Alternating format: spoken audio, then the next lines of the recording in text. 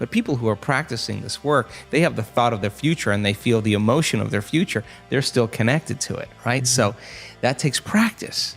And it's just learning, like hitting a golf ball, hitting a tennis ball, dancing the salsa, crocheting, whatever it is. You gotta start out staying real conscious and learning. Then you get good at it and it gets to be instrumental. It gets to be fun. And that's what I want for everybody, that the act of creation should be a blissful, playful, ecstatic, loose, free process. And so I love the idea of people taking time out of their lives to prove to themselves that if they're defined by the vision of the future, then they're not living by the memories of the past. And that's where the unknown exists. So many people, the unknown is a scary place. So they don't see that future because they're used to seeing that future with evidence, with their senses. And you have to be able to get beyond that and stay in the unknown, stay in that discomfort, and then in that moment to begin to self-regulate. Like, oh, I'm starting to feel a little anxiety. Ooh, I'm starting to feel a little frustration. That's the defining moment where your body's going back to the past, because emotions are a record of the past. Or you go into routine again. So you catch yourself. It's a victory. And if you keep catching yourself, those victories add up. And it's not so much about your wealth or your health or your freedom or your new relationship. It's actually about who you become. And so overcoming the old self allows us to become somebody else. And there is that period of transition. Yeah. I call it the void, where there's just not a lot happening. And you just got to be able to keep going and continuously get to the end of your belief, where most people stop. I just had a fabulous conversation with someone this weekend.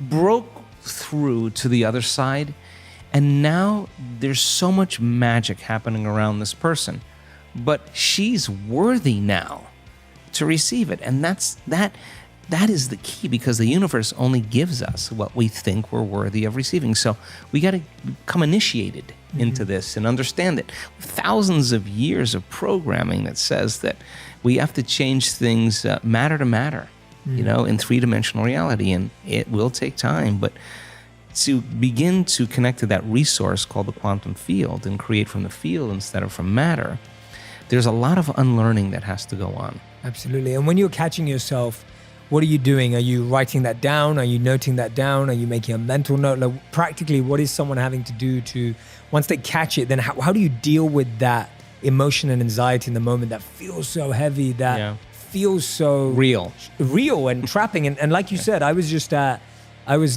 the Facebook headquarters in Menlo Park a couple of weeks ago. I was testing out their new Oculus range of virtual reality. And all the studies behind virtual reality show now that you feel the same experience of hanging off the edge of a cliff in virtual reality, and your body displays the same symptoms as they would if you were actually hanging off a cliff. So just showing how imagination does mirror the other way too through virtual reality. But how that feels so real. Like our body gets, when you're stepping out off the ledge, you're doing it as if it's reality. And so that anxiety feels so real. What do you do after catching it? What happens to that emotion?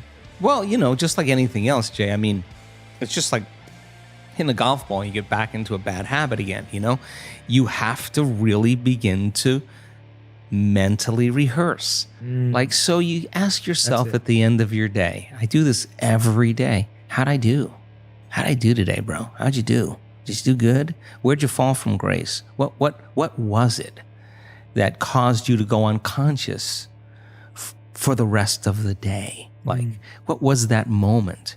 Now, if you're a student of life, you'll begin to contemplate, well, it was that person that said that thing, then I reacted, or I got this email, or things didn't go my way, and I started feeling angry or frustrated or fearful.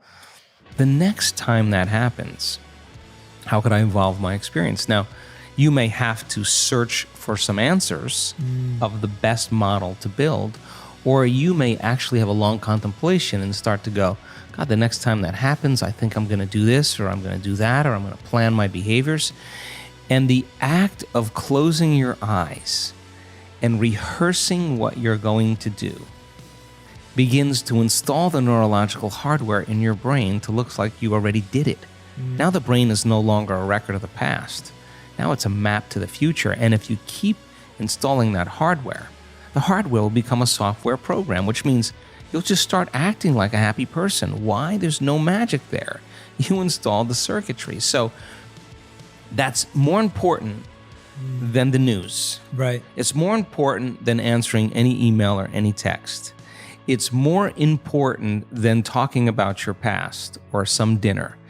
If you can begin to just think about how you're going to do it differently, that's the building process neurologically already. So now you have to get conscious in order to do that. And it takes some time. That means you got to shut your cell phone off. You got to close your door. You got to take a break from everything out there and begin to practice. And so by experience then, you start noticing, oh, here it comes. Here comes the frustration. Or here comes the fear. And now we've given people the tools to be able to self-regulate, to create brain and heart coherence. And so you see people say, excuse me 1 minute, I just need a minute. They take some breaths, they get back in, they connect to the energy of their future. This is incidental compared to where they're going. So they don't fall from grace. They don't allow their energy to drop. And so, in the beginning, it takes a lot because it takes a lot of energy and awareness to stay conscious and not go unconscious. But if you're persistent and you're determined and you're sincere, you begin to figure it out. You begin to say, I am not going to give my power away to that person or that circumstance when I can use it to heal or to create a new future. And so people then won't excuse themselves and say, I had a hard day yesterday, I had a fight with my coworker or my ex, and I don't feel like doing the work. Well, that's the time to get back on the horse. Yeah. Because it's all of those times that we self-correct. Those are the most valuable moments to us. People who've had profoundly transcendental experiences where we say, got lit up, they connected, and their brain goes into very, very high coherent states and super gamma patterns that are way outside of normal, and they have a transcendental download or connection that's mystical. They look back at their entire life. They don't want to change one thing in their past because it got them to that moment. That's the moment the past no longer exists. Now, by the same means, they look back at their past and they see all those tough moments where they overcame themselves and they fall in love with that person. They don't look at the good meditations or the things that went well. They know that it was those moments that got them to this moment. And I think then that's when they begin to understand that all of the hard work, all the effort in who we become makes, no one can take that away from us. So then once we arrive at that level and we experience whatever the dream is or whatever we create, the next thing is do it until you fully enjoy it. And then when it gets boring or predictable, let's go again.